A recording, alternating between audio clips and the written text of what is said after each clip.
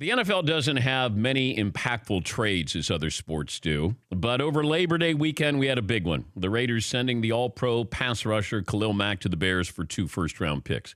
I told you a couple of weeks ago I'd heard that Green Bay, with their relationship with Reggie McKenzie, and Reggie McKenzie being the de facto GM with the Oakland Raiders, that there was a chance that the Packers could acquire Khalil Mack.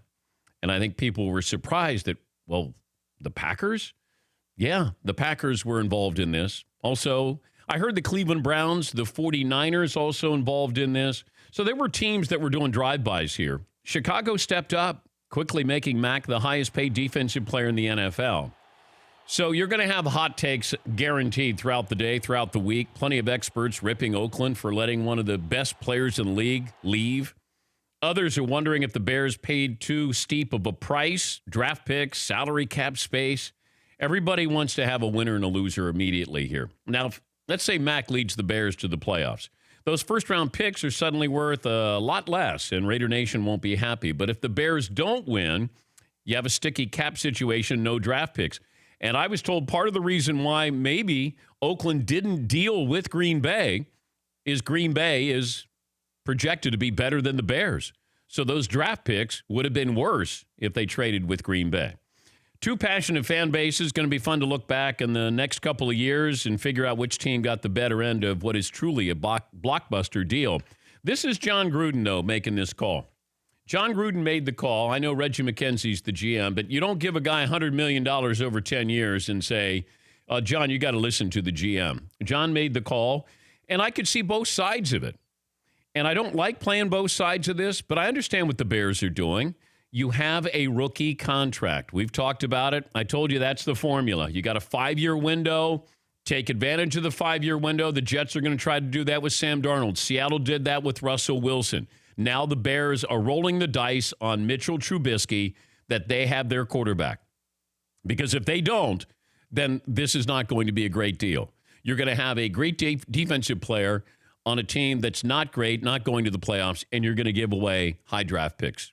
But if it does go well, and I did think the Bears were going to be one of the surprise teams, those 3 or 4 surprise teams this year without Khalil Mack. So you know how I feel about him with Khalil Mack. He's going to play that opening week.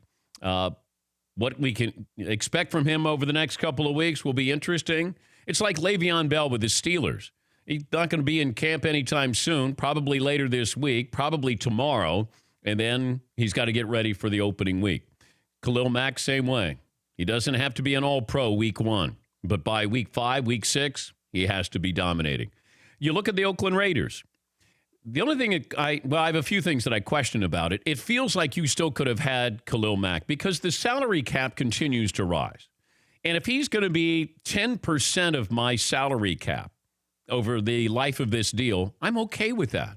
If I have one of the 2 or 3 best defensive players in the game, a guy that you must account for, offenses account for Khalil Mack. How many other defensive players do you do that with? J.J. Watt when he was healthy? Von Miller? Not many. But the Oakland Raiders giving him up. And what's that say about the Raiders this year? And another thing with the Raiders with draft picks, they don't have good draft picks. I can give you draft picks, as the Cleveland Browns have proven.